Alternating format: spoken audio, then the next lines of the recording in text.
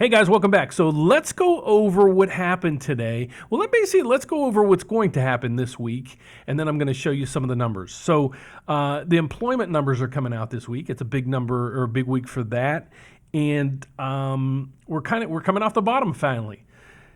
2 months ago, the numbers were hit 22 million unemployed. We're expecting a revision to come out for May. And that number we're expecting to be around 7.5 million. And that'll put the unemployment rate at about 19.5%, which is terrible. I'm not laughing. It's a sarcastic, thing. Again, I've been trying to study a lot of this and to see, when the light switches come back on, what's going to happen. And the biggest thing is the bigger companies out there, they're okay, I guess, put it that way. They're not going out of business. What this is mainly going to affect is the small businesses. And you hate to put it this way, a lot of the small businesses, they're in the service industry. And a lot of the employees of the service industry are on the lower end of the pay scales. Those are the people most affected. Those are the people in need of most help. So as the week progresses, I'm going to go over, and I'm still going to pound this in you guys' heads for the next week or two, is look at refinancing. And reason why, and this isn't an infomercial. The reason why I'm saying this is multiple things. One, you hopefully could skip 1 or 2 mortgage payments. Okay, that could help everybody. Even if you're making $500,000 a year, skipping 2 or 3 mortgage payments is a help. 2, a lot of people who are going back to work now probably spend a ton of money on their credit cards. You want to or you don't. You get accustomed to living a certain lifestyle, even if it's not, elaborate. You still, you're buying food and you're buying this, and you got kids, and you want life to be as stable as you can for the kids. So, we work at that. Basically what I'm trying to do is I'm trying to educate you and just say, here's some ideas of how or what you might be able to do to basically take advantage of these low historic rates. Skip a couple mortgage payments, put yourself in a better financial position, like debt consolidation, do some things like that. You owe the money. My job isn't to put you into more debt. My job is to help you piece that together and be good stewards of your money, is the best way to put it. You have the debt. My job is trying to educate you and show you how we can manage that debt in the most effective ways with tools you might not know about. So, let's get on to it. Basically, what I want to do at this point is I want to show you some of the things that I've been doing and some of the tools that we use on a daily basis. So we're going to go to my website. If you want to get a hold of me, this is the best way to get a hold of me, but we're going to go over that in a second. But basically, this is my website. So when you go here, we're going to have this for about another week, and then we're going to get something way cooler, way better. And by mid-month, we'll have an app for your phone that you can basically do everything you need to do right from your iPhone or your smartphone. So that being said, let's get on to what's going on today. And we're live right now, and it is 3:43 Central Standard Time. This number was up to 17 points during the day. It's starting to ease back down. But again, what we want to focus on is the stability in the market. We love this. We love this stability. And I'm going to keep reiterating that. We like this. Fortunately, let's condense this down into a little shorter time period. Let me go down in here, and we will pick a 1-month chart. Look at this. That's nuts. That's crazy. And that's why I said, if you go back to some of my old videos, I'm like, this is what the markets usually have. The green is good. The green means we got better during that day. Okay, so let's explain this number. And I'm going to go through it briefly because I have a lot of followers that follow this every day, and I don't want to just keep going over and over and over what this is. But for the new people, I do want to go over this. What we follow on the channel is mortgage rates. That's why it's called therateupdate.com. That's my website. So the best tool to follow that or to follow mortgage rates is the instrument or the vehicle or the investment that determines mortgage rates, and that is mortgage-backed securities. Okay? So this is the price of what the mortgage-backed securities or that particular bond is doing. As this price goes up, you're paying more for the bond. As you pay higher for a bond in any investment in the fixed investment field, the more you pay for that bond, the lower the yield you get. Thus, the lower the rate of return, thus the lower your mortgage rate. So this up is good. So that's what we love when this stuff is green. So right now the market is doing very well, or stabilized, put it that way. And then the stability in the markets are allowing us to not have to hedge or cushion our rates for the volatility, so we can even post better mortgage rates than we have, even when the mortgage-backed security prices were the same. So we like that instrument right there. So that's what we follow on a daily basis. What I want to go over next is the economic calendar for the week. So today we got manufactured and construction spending. Those are fine. They came in as good as expected. But the basis of the information this week is employment and income. And no matter what these numbers come back, I don't think we're going to have a shock in the system. As long as the Federal Reserve continues to buy mortgage-backed securities and stabilize the pricing, we should be fine with mortgage rates, okay? So let me kind of try to condense in what I was saying at the beginning is when the light switch comes on or turns back on, the economy gets back in line or gets back at least into business.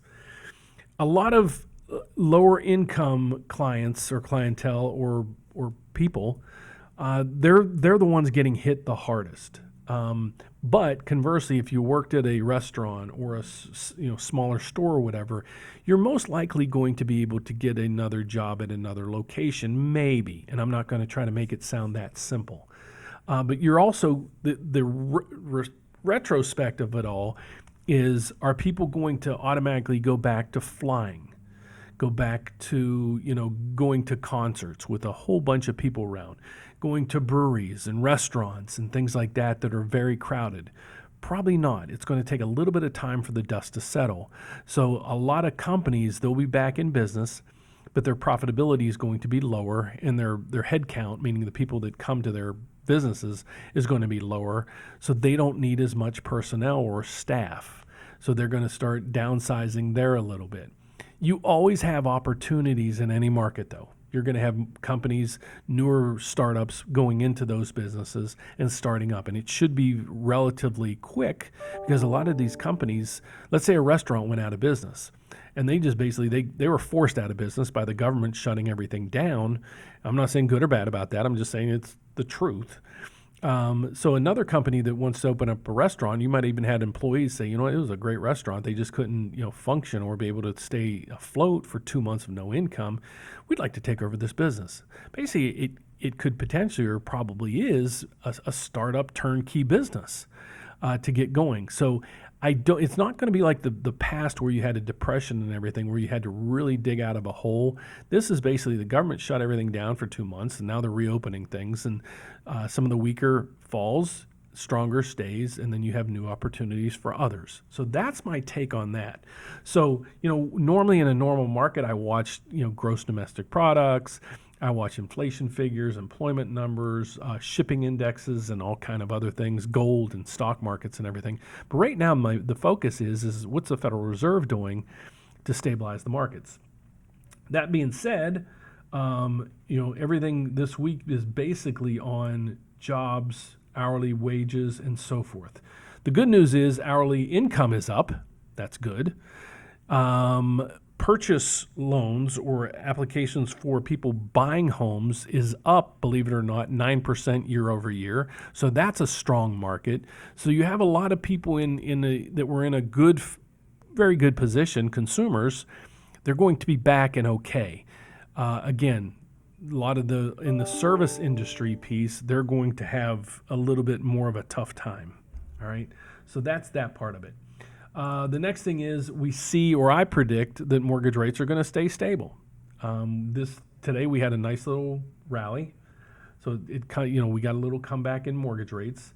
But there is uncertainty, and a lot of people think, well, these rates are going to be low for a year. Guys, we don't know what the weather's going to be tomorrow. That's the truth. So, if the economy comes back and within 60 days, everything is cranking better than they thought, and watch any news, especially today, and everything is basically doom and gloom, and the media just tries to stir up, I guess I'll just say trouble. And, you're seeing that on the news even today with all the riots and everything else. And I'm not going to go there because that's not this post's position to do that. But the media is a stirrer of a bad pot of stew. I'll just put it that way. So, we don't really know what's going on. Forbearances have finally started to kind of trickle down, and a lot of people are starting to realize, it's not as, the best thing since sliced bread. We're going to have to make these payments. It is going to show up on my credit report. It might affect people's decision of giving me another loan and a whole bunch of other things. So that's what we got there.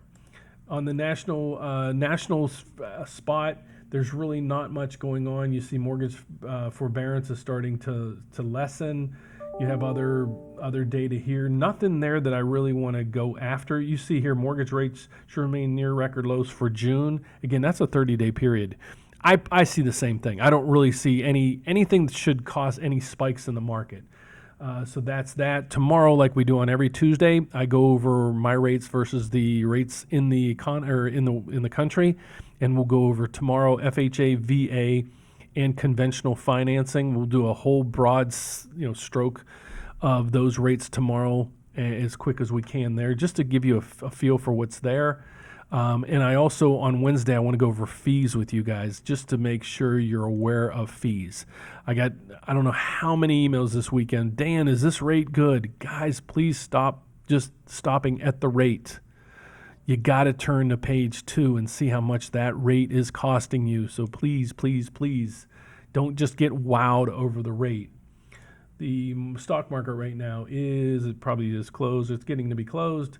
We ended up 90 on the Dow, 62 on the NASDAQ, 11 on the S&P.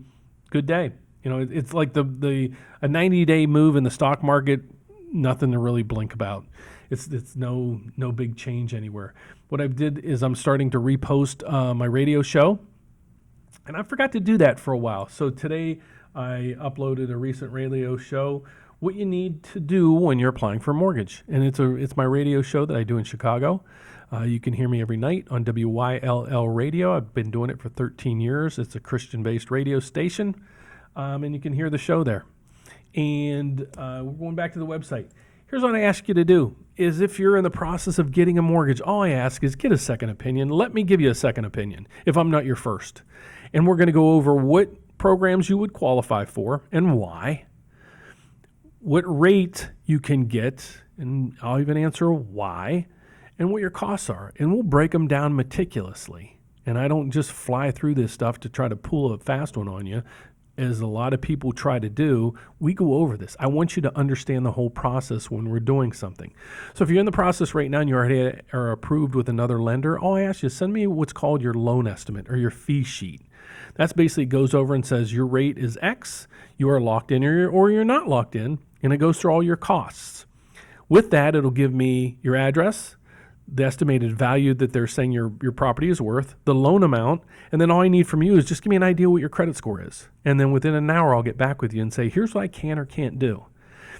If you haven't started anything in regards to looking at refinancing, or you want to get started to buy a house and you're just like, I don't know what I need to do, call me. Or here's the best way to do, call me and you can get me at 844-775-LOAN. And loan is 5626. So 844-775-5626. Or shoot me an email at D for Dan, Frio, Frio, right here. So dfrio at preferredrate.com. That's the best way to do it. And if you want to apply online, don't click this one. Please click here and fill out the complete application. I do need your phone number or at least an email address to get back with you because I want to discuss this. If you don't want to discuss it, put in there and then shoot me an email saying, Dan, I applied online. I really don't want to talk to anybody. that's fine. And then we can correspond via email. But many times I get applications, there's no phone number or email address, and then people say, hey, you never got back to me. I don't know how to get back to you. So that's where I'm at for today. So if you would, please give me a thumbs up if you like the videos. I'd love to hear from you. Leave some comments down below. I plead to you.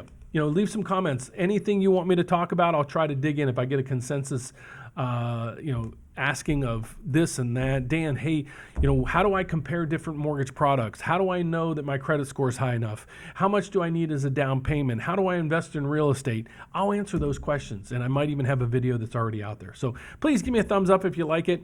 Please don't forget to subscribe down below. And if I can be of any help to you, please reach out. I'd love to help. So God bless. Thank you so much for watching. See you tomorrow, same time, same place. Take care. Bye-bye.